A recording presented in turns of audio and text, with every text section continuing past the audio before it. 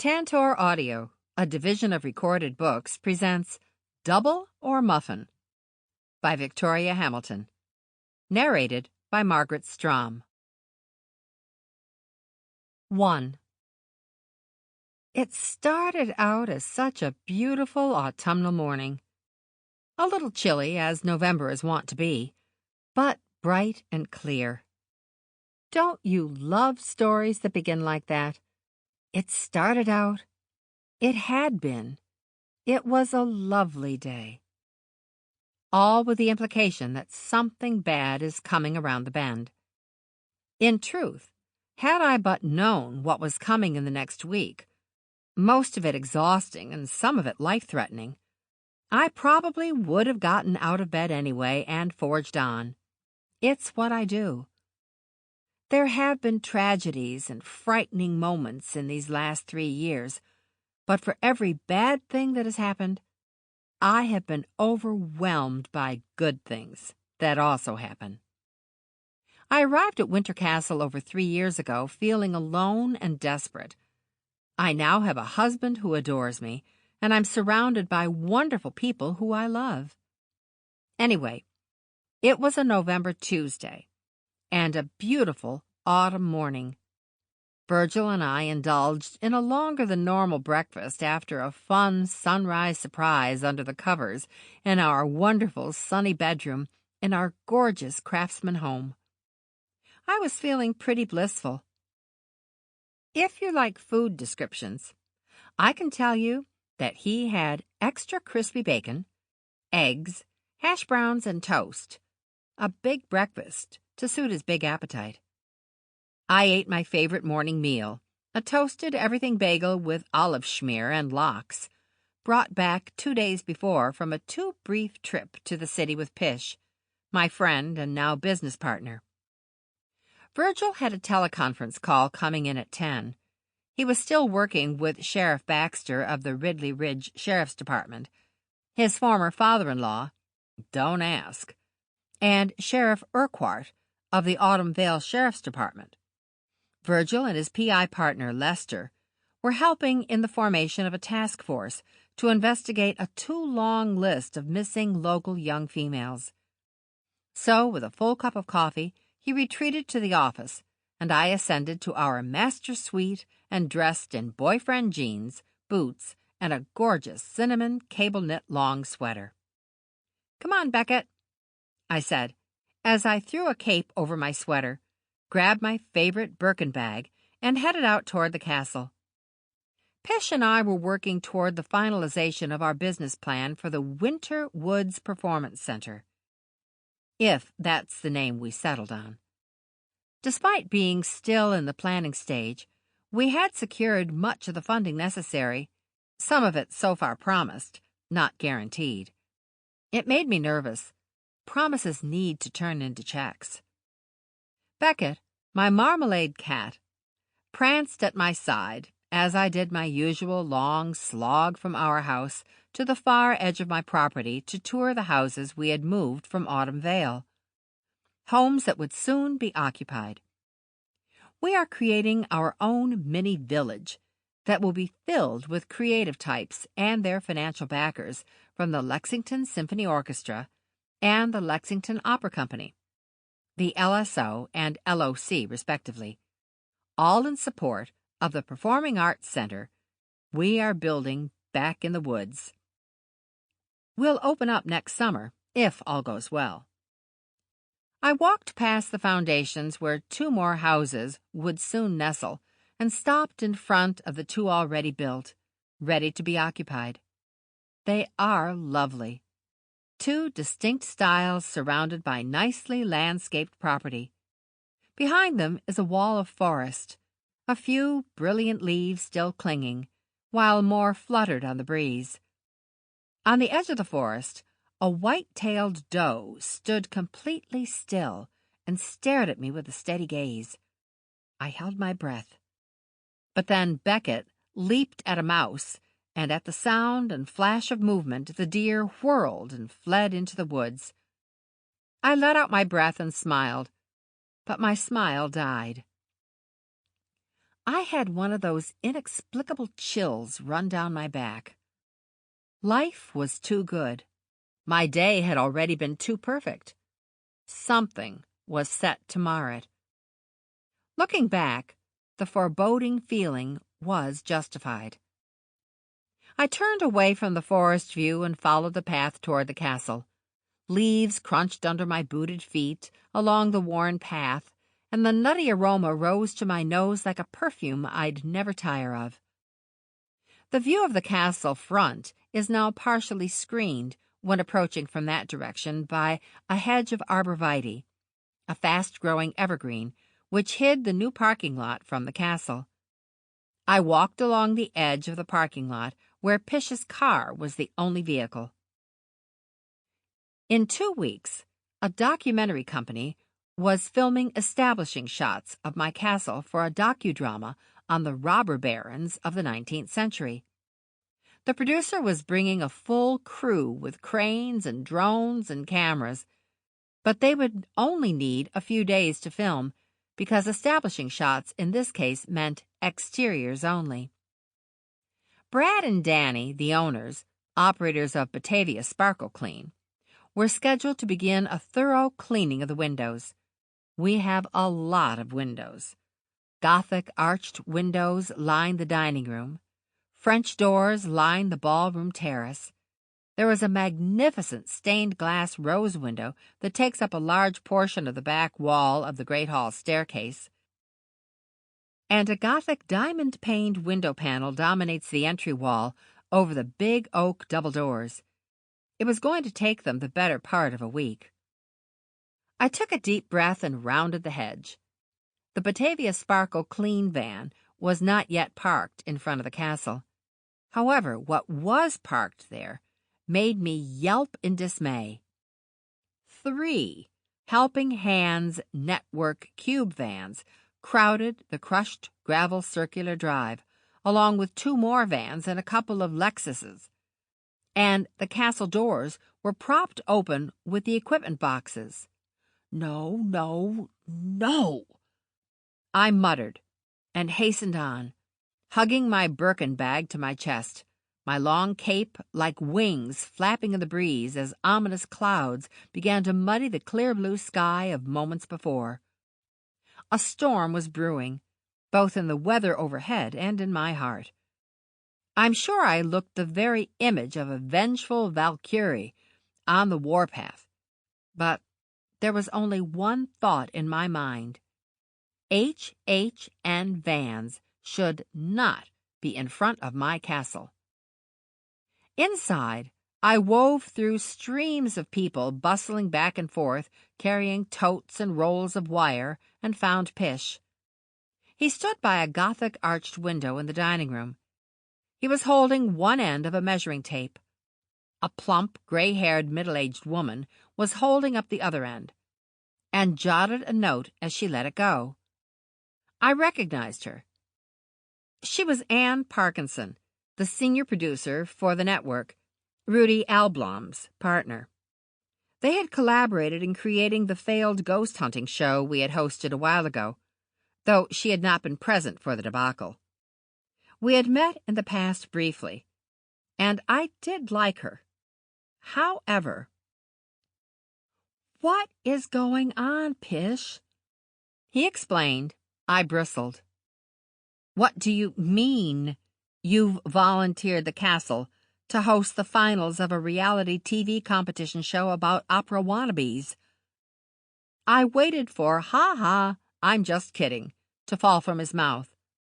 Instead, my dear friend, mentor, father figure, and sometime troublemaker-in-chief shrugged and smiled.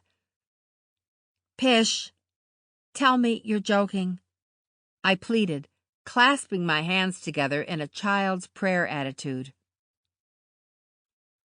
"I imagine the presence of the HHN crew is evidence that I am not joking." My whole body vibrated with an odd mixture of trepidation and fury. "Explain, please." "Rudy called from New York late last night," he said. "He was quite quite desperate. He told me—" I held up one hand to halt him. Rudy is a nice man who is not above a little manipulation between friends. We've been through this before. The television crews, the mix of weirdos and attention seekers, with the ghost hunting show. And, as I've said, it did not end well. However, we have had other filming crews at the castle in the 3 years or so I've owned it.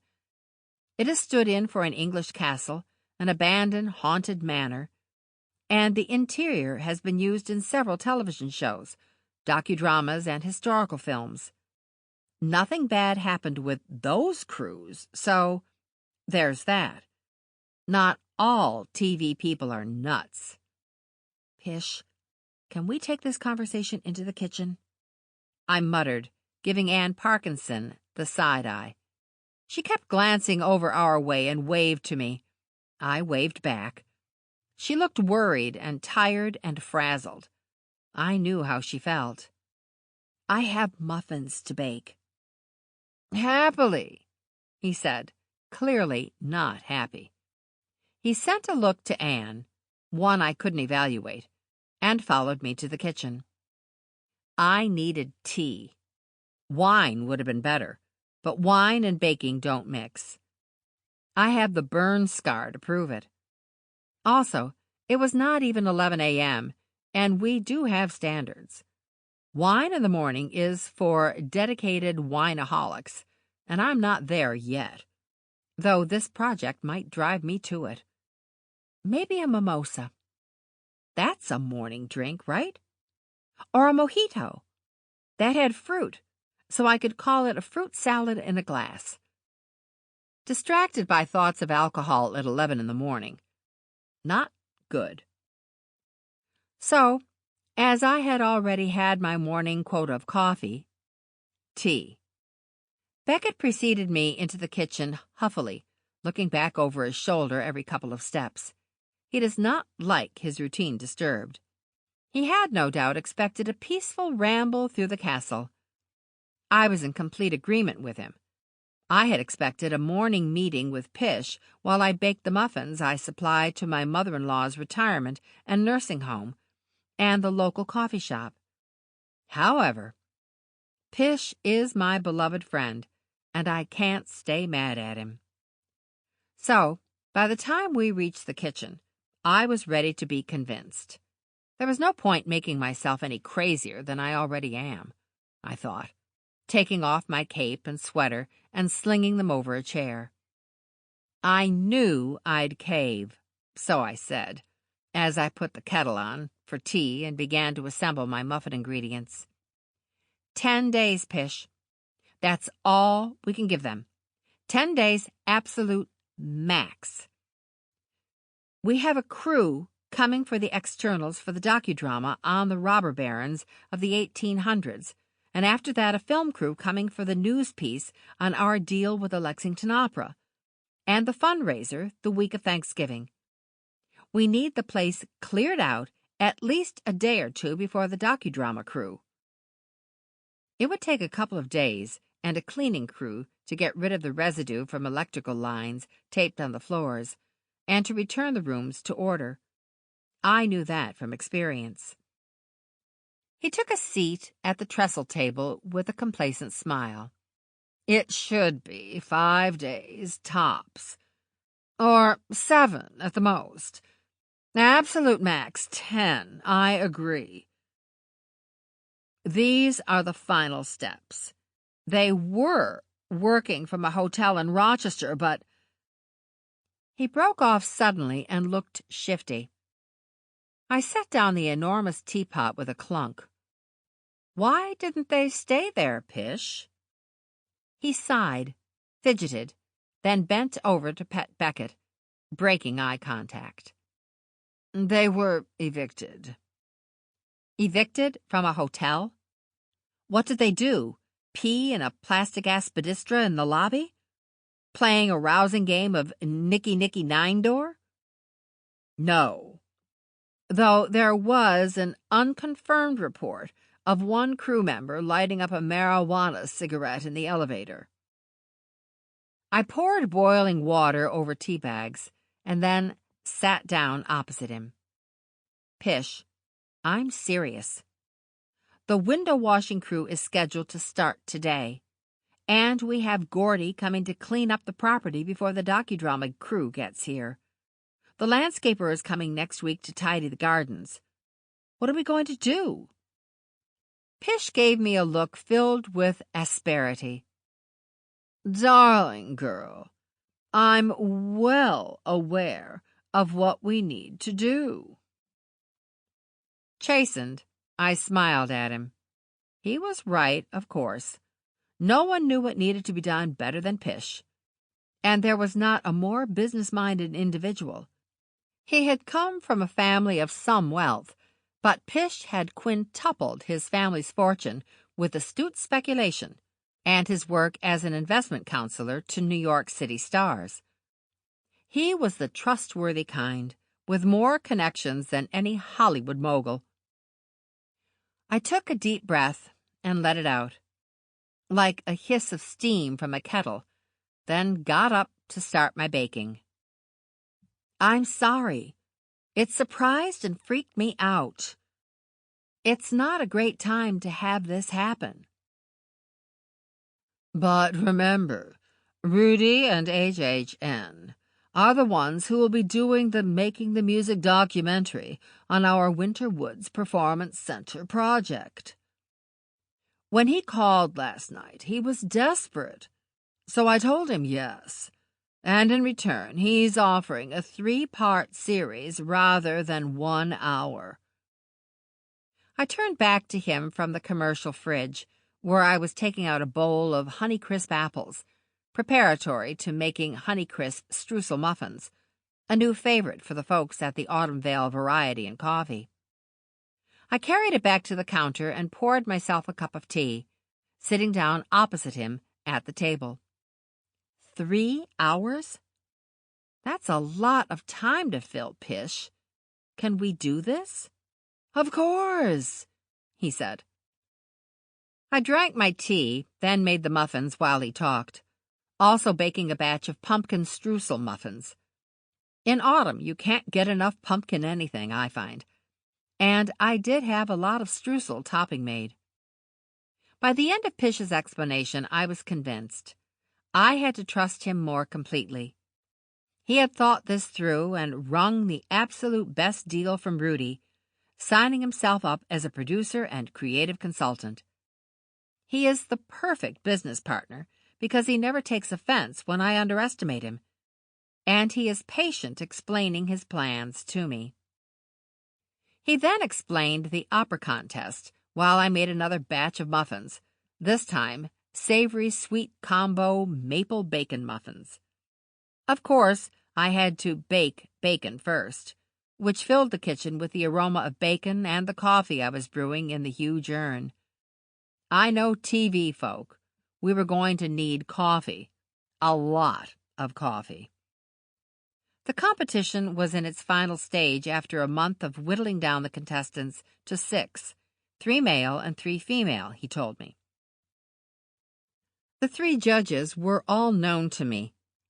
Anoki Orishas, the great African-American composer, Sir David Rees, a Welsh tenor, and Giuseppe Plano, an Italian basso profundo. Of the mentors, I knew one and not the other. Liliana Bartholomew was not only one of America's greatest soprano divas, she is also our tenant in one of the 2 houses on our property, along with her even more famous son, Block Mojo, rapper and producer extraordinaire. The second mentor was someone I've never met, though I've heard his name, Carlisle O'Connor, an Irish tenor of solid reputation. The 6 competitors would be receiving their final mentoring, then singing 1 song, recording a video of it, and being judged. The actual awarding of the prize would happen at the HHN studios in New York City. I turned it over in my mind, considering all I had learned. I popped the tins of muffins into the oven, then set the timer and turned to my friend. Pish was watching me. There was more. "What is it, Pish? You may as well tell me now." He set his phone down on the table and cradled his drip-brewed cup of Kenya blend coffee. Off limits to anyone but him, staring down into it. He then looked up and gave me a squinty-eyed gaze. "Would you be up to maximizing our profits from this little venture?" I sat down across from him again. "How?" "Would you consider catering the craft services table? It would be much simpler if we could do that in-house." I bit my lip and thought about it, calculating the electricity bill for the month and weighing it against how much I could soak HHN for. A new thought popped into my head. "Pish, are all of these people staying here at the castle?" "Of course not. Remember the motel that the crew from the ghost hunting show used? The one out on the highway?" I remembered that dingy cave.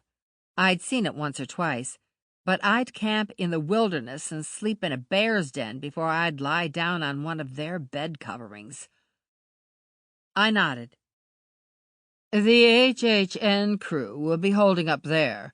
Anoki has her own house, as does Liliana, who has graciously invited Sir David, Jew, and Carlyle to stay with her.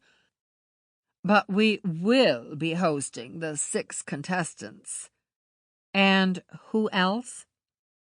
Pish set his mug back down and ticked off on his fingers as he said, "Anne Parkinson, of course. There's also Sparrow Summers. She's the associate producer. Pam Bellini is one of the contestants' moms." "Mom?" "Bronte Bellini is 15, so legally she needs a chaperone. Her mom," he said, waggling his third finger. "There will also be Mose Marcunas. He's the uncle of one of the contestants." "How old is that contestant?" "Camille Marcunas is 23 or so, I believe, but she's Lithuanian, and her uncle is protective. It's non-negotiable. Anne asked if we'd let him stay as a special favor. Anne says they don't want to lose Camille. She's a front runner, a star in the making. We do have an extra room, so I said okay." "Favoritism?" I smiled. And I thought all competition-based reality shows were run so fairly. He rolled his eyes at my sarcasm and smiled. "Anoki's home is ready to use, correct?" I nodded. "She's trying to finish African Meditation Suite, her next work, while they tape Opera Divination. Moving the competition here, where she has a home ready for her, is fortuitous. I was surprised to hear she'd agreed to be a judge, and even more surprised she never mentioned it when she was here last." He paused, then said, "I'm pleased that Liliana is acting as a mentor to the singers." I brightened and smiled in agreement. She's perfect for that. So kind and warm and knowledgeable.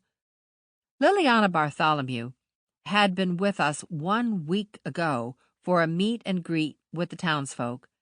She performed on a stage in the woods near the Performing Arts Center site.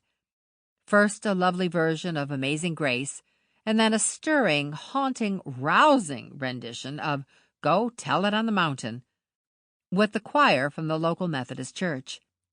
After, she had greeted the choristers and had a lovely chat with them all.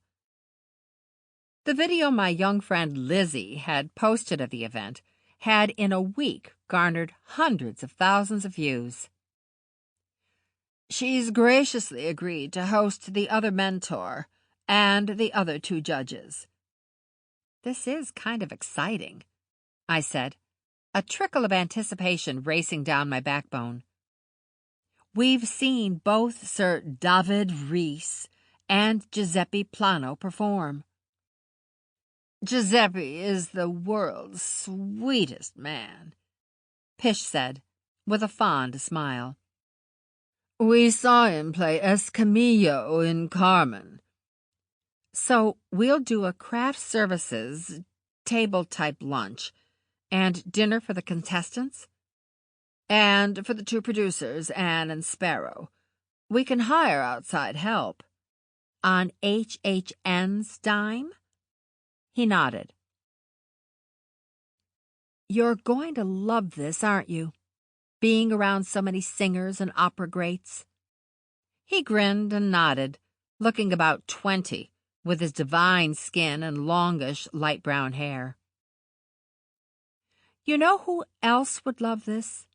Janice, I said, about our opera aficionado friend Janice Grover, who is an amateur singer and the owner of Crazy Lady Antiques. Well, of course she can observe, but I was thinking more along the line of she could be my hired culinary helper for the week. She has catered Brotherhood of the Falcon lunches for 20 years or more, and maybe we can hire Patricia, too. I said about the woman now married to Virgil's business partner, Lester. Patricia is a wizard with baked goods, especially cakes. With me rounding out the threesome, we should be able to handle it. As long as Janice doesn't pester the judges and mentors too much, I'll agree to that. Because opera singers never enjoy fawning fans, I said. He smiled. You have a point.